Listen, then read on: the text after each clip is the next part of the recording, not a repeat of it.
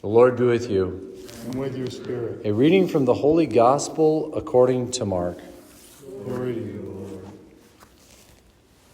Jesus entered the synagogue where there was a man there who had a withered hand. They watched Jesus closely to see if he would cure him on the Sabbath, so that they might accuse him. He said to the man with the withered hand, "Come up here before us." Then he said to the Pharisees, "Is it lawful to do good on the Sabbath rather than to do evil? To save life rather than to destroy it?" But they remained silent, looking around at them with anger and grieved at their hardness of heart. Jesus said to the man, "Stretch out your hand." He stretched it out, and his hand was restored. The Pharisees went out and immediately took counsel with the Herodians against how to put him to death. The Gospel of the Lord. Praise to you, Lord Jesus Christ.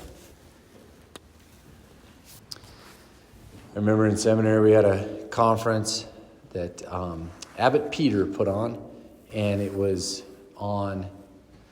basically is on righteous anger. And so often when we think, all right, when did Jesus ever get mad? And we often go back usually a lot of times I would, and many people think of the scene where Jesus went to the temple and turned over the money changers' tables and took a cord and made a bullwhip out of it. Anyway, we think of that one when Jesus cleared the deck, right? But actually, he spoke of, and all the fathers of the church, the early guys, used this story to speak of Jesus' anger. And it's amazing when you kind of like put yourself in the scene there. All right, there's a guy out in the crowd who's got a withered hand. It's a Sabbath, and according to the law, you're not supposed to do anything on the Sabbath, right? Whatever. But, okay, so Jesus knows their hearts. So he looks around at them with anger. I mean, just straight up says it, with anger, right? And then what did he do? He took care of business. He cured the man on the Sabbath. He was angered at their hardness of heart. And St. Thomas Aquinas would call this righteous anger. Like it's a good thing to like get fired up over an injustice. That's righteous anger. To be angry in the face of an injustice and to take care of business. And Jesus did. And how did he take care of business? He restored the man's hand to health. Like he fought injustice with justice. Right? He didn't use violence. That's not what anger is about. Anger fires us up to act justly. And so, as we see him say earlier, is it lawful to do good on the Sabbath or rather to do evil? So, hey, how do we fight evil? With good.